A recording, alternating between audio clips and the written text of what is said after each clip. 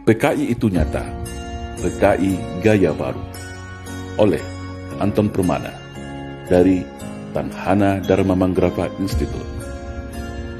Di era Orde Lama, sebelum pemberontakan, PKI memainkan propaganda adu domba untuk menguras habis energi bangsa Indonesia.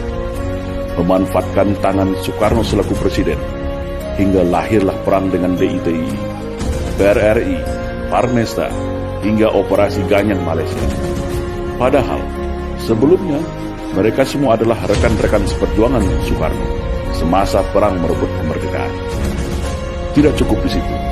Dengan fitnah sistematis Parpol Masyumi, HMI dibubarkan. Buya Hamka sebagai tokoh agama karismatik dipenjara tanpa pengadilan. Sampai pada puncaknya, 7 orang jenderal TNI nasionalis dibunuh. Setelah clear semua, yaitu tokoh kelompok yang dianggap akan menjadi batu sandungan disikat, barulah PKI ini melakukan kudeta, mengganti ideologi negara Pancasila dengan komunisme, atau yang kita kenal dengan Gerakan 30 September. Namun alhamdulillah, semua bisa ditumpas dengan sigap atas kekompakan TNI bersama masyarakat dan ulama. Rakyat bersama TNI, ulama, kiai, santri, GP Ansor, PII, dan para pemuda mahasiswa nasionalis baik dari kami dan KAPI bersama-sama bahu-membahu menumpas PKI dimanapun mereka saat itu berada. Namun hari ini mereka bangkit kembali dan sudah tampil di mana-mana. Tentu dengan persiapan yang lebih matang. Kegagalan 1926, 1948, dan 1965 akan mereka balas tuntas saat ini. Semua lini sudah mereka kuasai. Mulai dari istana, Senayan, aparat, media, pengusaha, hingga dukungan politik penuh dari Partai Komunis Cina, sebagaimana dulu di tahun 1965. Kekuatan utama yang dianggap ancaman sudah mereka eliminir. TNI sudah mereka lockdown melalui Undang-Undang Nomor 34 Tahun 2004 sehingga tidak berkutik lagi. Agama Islam sebagai mayoritas di negeri ini telah mereka nistakan dan framing seolah jahat menakutkan dengan isu radikalisme dan anti kebinekaan.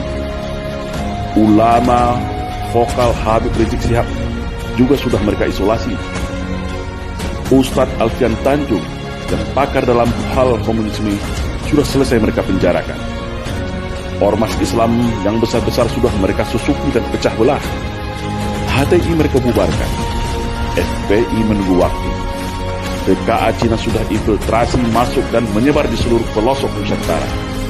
Kelompok liberal, Syiah, dan non-muslim radikal mereka rangkul, provokasi dan pelihara. Sudah mirip kan dengan 1965? Maka, bersiap siagalah wahai umat Islam dan seluruh bangsa Indonesia yang masih ada merah putih serta Pancasila di dadanya. Satu langkah lagi, negeri ini akan berubah menjadi negara berhaluan komunis kalau kita semua lengah dan masih jadi pengecut. PKI hari ini adalah PKI gaya baru yang bangkit dari kuburnya. Komunisme gaya baru yang siap secara sistematis dan bertahap merubah Indonesia untuk berhaluan komunis. Hari ini mereka katakan negara tak butuh agama, cukup Pancasila saja. Setelah itu, bisa saja mereka bilang negara tak butuh Pancasila, cukup toleransi saja.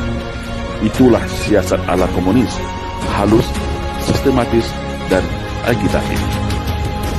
Tidak ada kata mati dalam sebuah ideologi.